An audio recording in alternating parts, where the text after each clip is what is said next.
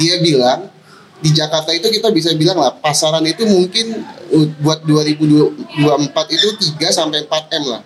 Habisnya per caleg.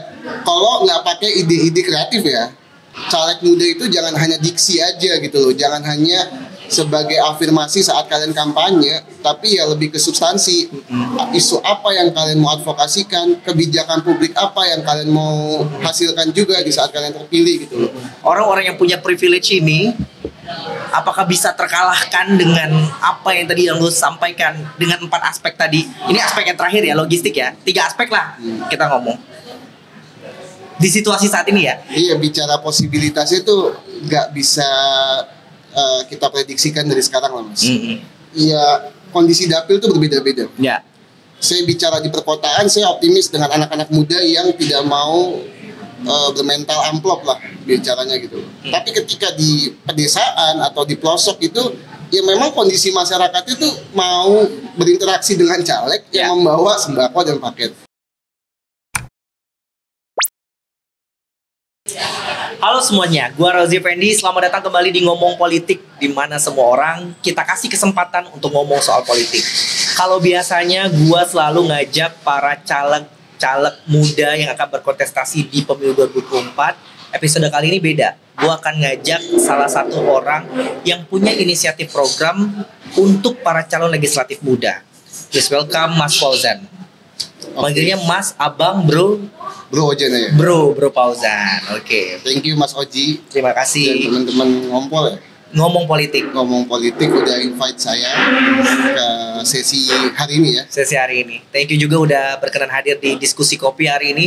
Gue mau ngucap terima kasih juga buat diskusi kopi atas tempat yang luar biasa dan kopi juga yang luar biasa enak dari diskusi kopi. Oke, sebelum kita masuk ke topik diskusi kita, gue selalu minta narasumber gue introduce dulu dirinya siapa. Tapi kan karena lo konteksnya tidak mencalonkan diri sebagai calon legislatif, gue cuma hanya menanyakan apa itu caleg muda dan untuk siapa itu caleg muda. Boleh dong dikenalin sedikit? Oke, thank you. Perkenalkan, nama Fauzan. Saat ini kesibukan bisnis di UMKM di bidang konveksi, tapi juga ada amanah baru di tahun politik yang menjelang 2024 itu sebagai program lead dari training caleg muda. Jadi caleg muda ini sebetulnya sekolah politik alternatif mungkin ya. Kan kita tahu ya, partai politik itu punya sekolah politiknya untuk pembekalan para caleg-calegnya, dan kita bikin alternatif karena dari gerakan turun tangan. Nah, gerakan turun tangan ini gerakan yang udah diinisiasi oleh ketua saya namanya Mas Fauzin Amirullah dari 2013, dan memang gerakan ini selalu memberikan edukasi politik dan sosial ke masyarakat di berbagai kota. Kita tersebar di Kalimantan, ada di Sumatera, ada di Jawa dan kota-kota lainnya. Gitu sih. Sekolah politik alternatif. Betul. Kenapa alternatif? Karena dari tim caleg muda, beberapa teman-teman dari turun tangan tuh sebetulnya kita riset dulu sebelum inisiasi program caleg muda ini. Jadi sekolah politik yang ada di sekolah politik pada parpol umumnya itu nggak membekali strategi pemenangan. Kata kunci itu strategi di sekolah politik yang ada. Jadi hanya mendeliver terkait materi, value, dan ideologi partai biasanya. Nah, materi strategi pemenangan ini banyaknya di-provide atau diinisiasi sama konsultan yang kita tahu biayanya mahal. Makanya kenapa kita namain brand itu caleg muda, karena spesifik caleg-caleg muda yang usianya itu dari rentan 25 sampai 40. Dan ini sifatnya inklusif, tidak hanya dari satu partai. Bahkan kita tuh di batch 1, ini kan sekarang caleg muda udah menyelenggarakan 2 batch. Di batch 1 itu kita ngasih slot khusus untuk partai hijau. Mungkin baru dengar ya kali, partai hijau. Apa tuh partai hijau? Green Party. Jadi partai hijau ini sebetulnya partai yang tidak mau menjadi politis praktis gitu ya. Dia nggak mau ada menjadikan dari kader partai hijau itu menjadi caleg, tapi dia lebih ke kayak NGO, mungkin kayak gerakan juga yang spesifik mengadvokasikan isu terkait lingkungan. Nah, tapi mereka ini tersebar di berbagai negara. Lebih eksisnya sih di Eropa ya. Kalau di partai hijau mungkin kurang tersosialisasi ke masyarakat, jadi hanya beberapa orang doang yang tahu. Gitu. Jadi caleg muda ini kalau bisa gue simpulkan menawarkan jasa konsultan untuk para caleg-caleg muda, which is ini caleg-caleg baru ya. Betul. Kalau udah pernah sebelumnya berarti nggak butuh lagi lah ya. Betul. Caleg-caleg muda baru untuk mengetahui strategi-strategi pemenang. Betul. Meskipun jadi menurut lo mau bilang juga bahwa partai-partai saat ini tidak memberikan bekal strategi pemenangan yang cukup untuk caleg-caleg barunya. Jadi yang kita temukan lah ya informasinya dari beberapa responden saat kita interview, karena kan sebelum kita eksekusi dari ide caleg muda ini untuk trainingnya, kita coba riset dulu kan dari beberapa teman lah yang menjadi kader partai gitu. Nah kita tanya, memang mereka menyediakan tuh sekolah politik, tapi nggak sampai tahap pembekalan pemenangan. Meskipun ada konsolidasi partai betul, begitu. Betul. Contoh saja, manajemen relawan. Kan caleg itu butuh tim yang berkompeten dan juga butuh jasa dari para relawan lah. Caleg-caleg muda ini kan identik dengan semacam tim yang efisien dan direkrutmennya itu dengan niat volunteer atau kerelawanan semangatnya. Nah, tanpa dibayar. Karena masih ada. Biasanya anak-anak muda tuh profiling dulu tuh. Oh gitu. Kalau si caleg bisa berbaur sama basis di dapilnya gitu ya, atau calon konstituen di dapilnya tuh, biasanya tertarik aja. Kayak misalkan nih saya coba ngobrol sama teman-teman adik dari SMA saya nih, karena kan kebetulan saya lahir dan besar ada di dapil yang sama nih, Jakarta Timur gitu kan. Mereka kalau memang cocok dengan karakter saya, isu yang mau saya advokasikan, contoh aja misalkan saya isu advokasikannya terkait ekonomi digital. Wah iya tuh bang, kayaknya tertarik tuh aku buat join untuk kemenangan Bang Ojan gitu misalkan. Nah kayak gitu-gitu kan bisa direkrut untuk tim pemenangan. Tapi kalau kita bicaranya di tim inti, nah memang ada kebutuhan khusus, misalkan bagaimana branding di media sosial, bagaimana menjadi sekretaris untuk menyiapkan pertemuan dari calon konstituennya di dapilnya, itu emang butuh tim inti khusus. Tapi lebih banyak sih yang saya tahu dengan caleg-caleg muda di 2019 yang dia memang progresif lah ya, itu banyak merekrut dari jasa-jasa relawan. Lalu pertanyaan gue selanjutnya, bagaimana filtrasi dari orang-orang yang ingin bersekolah strategi politik di caleg muda, atau memang mereka mengajukan aja gitu? Yes. Jadi saat kita publikasikan pendaftarannya itu, yang kita prioritaskan 5 aspek. 5 aspek. Pertama itu yang paling penting modalnya itu aspek nyali. Aspek nyali. Oh. Jadi kebanyakan caleg muda tuh hanya mengisi porsi dari daftar yang bakal mau nyalek tuh. Persentase. Formalitas aja biasanya. Aspek nyali. Yang kedua aspek intelektual.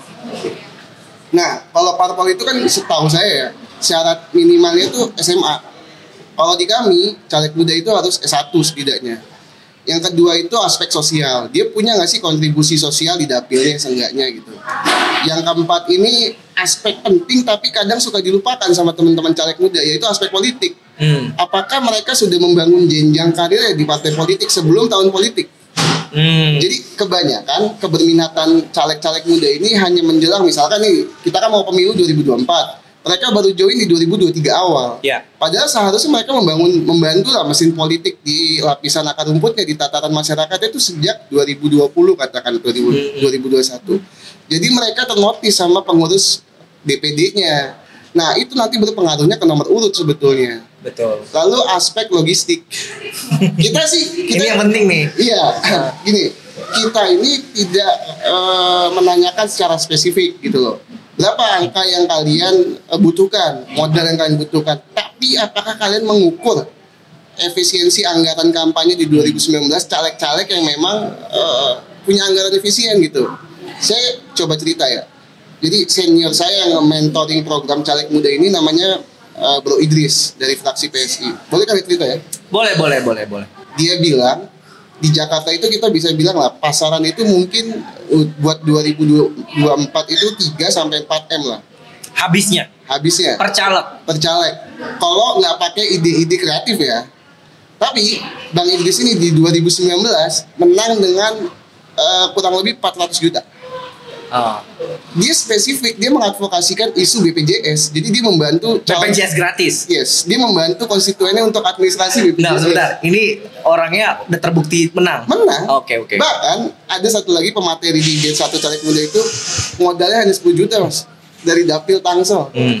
Dia start dari guru profilnya. Dia membangun DPD PSI Tangsel, dan dia dapat nomor urut 1 lah.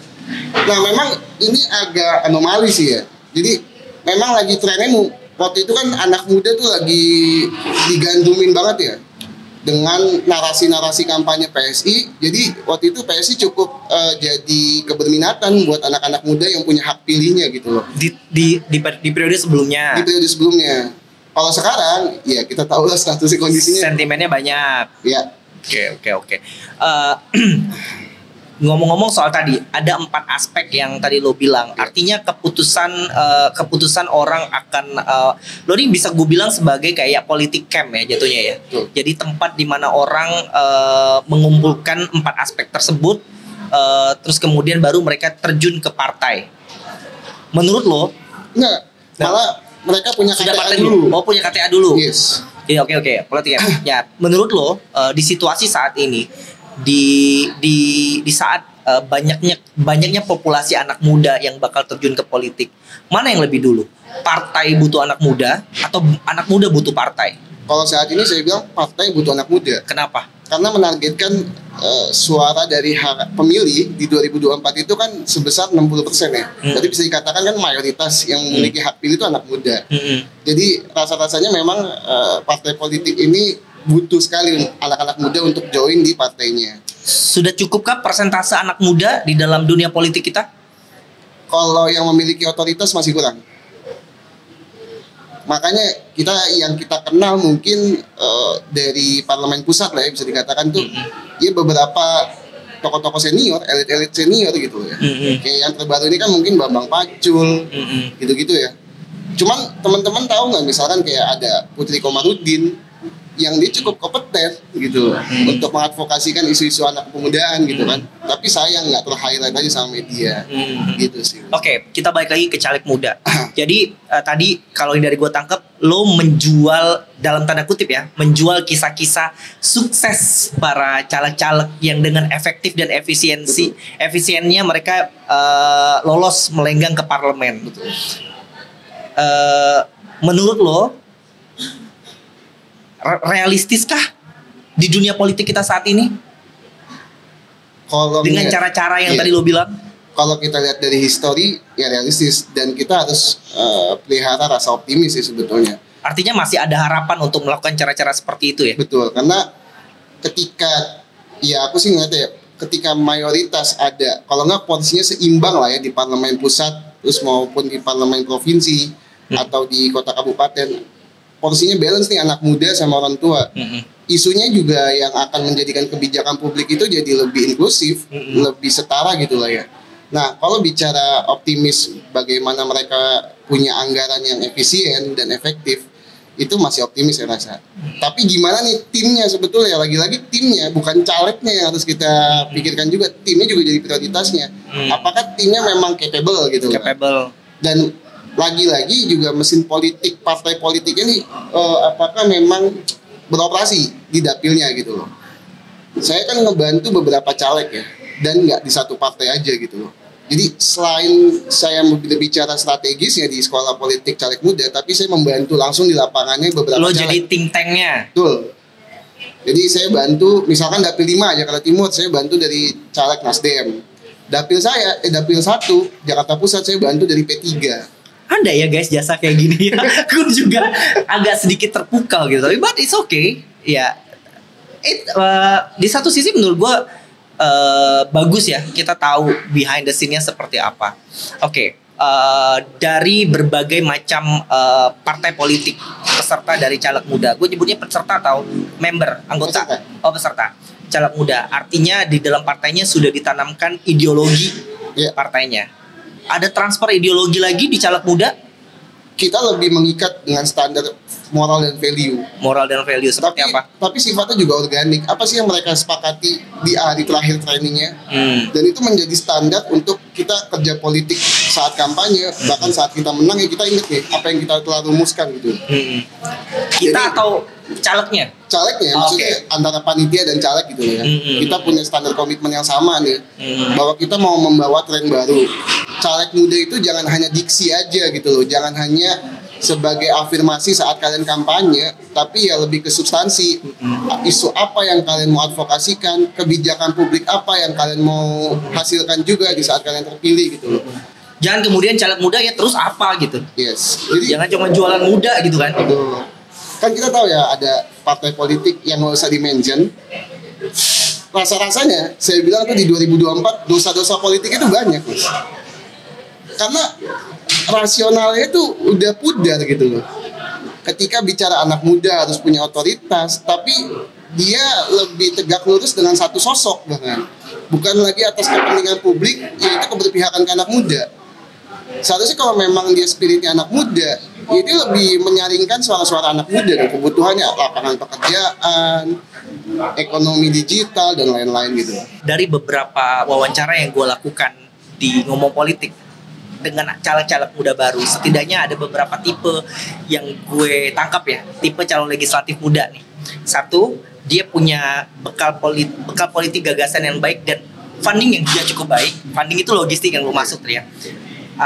Dua, mereka yang nggak punya apa-apa. Yang ketiga, mereka yang punya bekal politik gagasan tidak punya bekal dan gagasan politik, tapi dia punya funding. Ini kita sebut dengan privilege. Gitu. Menurut lo, ya, orang-orang yang punya privilege ini, apakah bisa terkalahkan dengan apa yang tadi yang lo sampaikan dengan 4 aspek tadi? Ini aspek yang terakhir ya, logistik ya. 3 aspek lah kita ngomong. Di situasi saat ini ya. Iya, bicara posibilitasnya itu nggak bisa kita prediksikan dari sekarang lah, Mas. Iya, kondisi dapil itu berbeda-beda. Ya. Saya bicara di perkotaan, saya optimis dengan anak-anak muda yang tidak mau bermental amplop lah bicaranya gitu. Tapi ketika di pedesaan atau di pelosok itu, ya memang kondisi masyarakat itu mau berinteraksi dengan caleg yang membawa sembako dan paket. Nah, balik lagi tadi ke yang punya privilege bagaimana? Balik lagi kondisi dapilnya bagaimana? Biasanya itu di parpol pun juga menjadi syarat juga tuh di saat caleg A ini ternyata orang tuanya tokoh di kota ini, lebih baik ditugaskan di sana aja untuk nyaleknya tuh. Nah, parpol tuh punya hak kayak gitu tuh. Nah, jadi penentu juga kan kalau dia terjun di dapil mana, aspek apa yang bisa memenangkan dia, gitu sih. Banyak caleg muda yang tadi lo bilang seharusnya sudah ada duduk manis di Senayan saat ini. Pada kenyataannya lagi-lagi yang tampil itu lagi gitu, yang bukan tergolong muda lah. Mereka proporsional memang kurang banyak atau kurang keras bersuara, atau jangan-jangan mereka melakukan cara-cara yang sama dengan generasi sebelumnya. Kalau bagi saya pribadi sih sebetulnya karena caleg muda ini populasinya masih minim atau masih minoritas lah di parlemen gitu ya. Kalau kita bicara gini ya, Mas, di 2019 itu keberminatan orang yang mau nyalek itu sekitar 200.000 lebih. Ketersediaan kursinya itu hanya 20.000 sekian. Dan itu belum lagi dibagi populasi anak mudanya gitu. Misalkan populasi anak muda di parlemen sekarang saya rasa sih yang pusat ya 100 kurang. Tapi saya optimis di wilayah DPRD nih, provinsi dan kota kabupaten. Makanya sebetulnya program caleg muda ini lebih visible untuk memberikan dampak ke teman-teman yang mau nyalek DPRD. Tapi pas kita buka publikasinya ada yang minat di DPR gitu. Bahkan kita kasih strategi afirmasi, Mas. Nggak cuma pembekalan secara substansi materinya di kelas, kita ajak mereka ke ruang sidang DPRD di Jakarta. Jadi kebayang tuh mereka bagaimana nanti ketika sudah punya peran legislasinya, pengawasannya dan lain-lain gitu loh. Jadi harapannya sih ketika kita bicara politik untuk anak muda, ya jangan hanya pembicaraan di ruang utopis aja gitu. Tapi kalian harus punya motivasi untuk punya otoritas, gitu sih poinnya. Nah, bicara soal pemilu kan bukan hanya calon legislatif yang menentukan, tapi votersnya juga gitu. Kemarin gue ngobrol sama founder kedai kopi. Swing voters yang dimaksud pemilih muda, milenial atau Gen Z. Bahkan pengambilan keputusannya bukan mereka yang tentukan, tapi masih nanya sama orang tua. Pertanyaan gue, apakah itu diajarkan ke teman-teman caleg muda? Seberapa siap menurut lo voters kita justru? Gini, peran untuk mengedukasi dengan bijak memilih itu bukan hanya dari lembaga-lembaga seperti KPU maupun Bawaslu, tapi caleg pun juga dan parpol itu punya peran strategis untuk mengedukasi masyarakat, khususnya anak muda gitu. Kalian tuh harus rasional di saat memilih. Bahkan kadang saya bilang ke teman-teman yang di saat saya lagi ada kesempatan ngobrol ya gitu ya, ke anak muda, kita ini kan bukan kader parpol. Ketika parpol punya pilihan terhadap satu capres, itu bukan berarti menandakan kita harus satu paket dengan caleg-caleg di dapil kita. Bahkan saya bilang sendiri, kalau misalkan Bang Idris yang saya kenal tadi, mentor saya, ada di dapil saya, dapil 5, pasti saya pilih dia. Padahal preferensi politik dengan partainya itu berbeda. Karena lagi-lagi itu kan kewenangan kita ketika kita bukan kader parpol gitu. Dan mayoritas yang punya hak pilih itu yang bukan kader parpol. Gitu sih Mas. Jadi rasa-rasanya kalau kita udah di tahap untuk bisa mengedukasi masyarakat dengan baik, ya influence dari orang tua tuh akan bisa direduksi gitu loh. Jadi si anak muda nih, gue punya hak pilih dengan alasan rasional karena gue mengenal dan sempat interaksi. Oke. Ini terakhir ya pertanyaan gue. Menurut lo bagaimana strategi politik para partai politik kita yang katanya tadi sudah merekrut anak muda, sudah punya sayap partai anak muda, sudah tepatkah strategi politik para partai politik kita di negara ini untuk anak-anak muda menurut lo ya? Kalau kita bicara beberapa sampel, saya sih lebih berkesan dengan cara main politiknya Golkar sebetulnya dan PKS sebetulnya. Ini saya sebut langsung mention partai nggak apa-apa ya? Karena mereka yang punya organisasi sayap sampai ke lapisan akar rumput, dan itu yang lebih lebih berkesan lah buat anak muda. Dia nggak harus dengan branding parpolnya atas nama partainya, tapi lebih ke nama-nama sayap partainya. Misalkan kayak di Golkar itu kan punya AMPG, terus ada satu lagi saya lupa tuh. Kalau di PDI itu punya Banteng Muda, BMI, ada Tidar di Gerindra. Di P3 tuh ada Pemuda Ka'bah juga. Ya. Nah, ini saya sebelum closing kali Mas, saya cerita nih. Di Caleg Muda itu kita nggak cuma sebagai platform untuk training, tapi lebih ke support system. Jadi saya tuh membantu untuk bicaranya mentoring lah atau mendampingi pemenangan teman-teman caleg itu lintas partai. Kemarin ini ada cerita menarik. Saya juga merinding sih sebetulnya. Saya punya salah satu pemateri terkait materi fundraising. Tadi yang aku bilang Michael Sianipar ini, dia membawa tren crowdfunding dari luar dan dia mau aplikasikan ke Indonesia. Salurannya ini bisa lewat teman-teman caleg muda. Jadi ada salah satu caleg, saya bilang caleg metal slug, dia cukup punya mental tempur yang baik lah di dapilnya. Tapi dengan anggarannya cukup efisien. Dan dia coba bikin inisiasi acara namanya Gala Dinner ke relasi-relasinya dari teman-teman SMA-nya, teman-teman kampusnya. Dia coba pitchingkan dirinya dia sendiri, apa sih isu yang mau diadvokasikan, profilnya dia bagaimana, apa aja yang udah dikerjakan. Dan udah 2 tahap nih guys fundraisingnya. Tahap pertama dia dapat 400 juta sekian dari publik. Di tahap kedua, Michael Sianipar dari caleg Perindo bantu caleg Demokrat komit 10 juta. Jadi tren-tren baru ini Mas yang harus kita gaungkan atau kita sosialisasikan. Ketika caleg mendapat dukungan dari publik, nggak hanya suara, bahkan 100.000, 200.000, itu berkesan buat si caleg yang saat dia terpilih dan bekerja punya tanggung jawab moralitas lah yang berkepanjangan gitu. Luar biasa, karena ternyata ada hal-hal yang banyak hal yang kita tidak tahu ya tentang bagaimana proses para caleg-caleg muda lain di empowerment oleh orang-orang lain gitu. Thank you banyak Mas Fauzan atas waktunya hari ini. Nanti kita bisa ngobrol-ngobrol lagi sama caleg muda. Mungkin beberapa peserta caleg muda juga boleh kita ajak ngobrol di Ngomong Politik. Terima kasih Besti Ngompol sudah menyaksikan episode kali ini. Jangan lupa disaksikan episode Ngompol di channel Peto Network dan di follow sosial media Ngomong Politik di TikTok dan Instagram, dan di podcastnya di Ngomong Politik. Sampai jumpa pada episode berikutnya.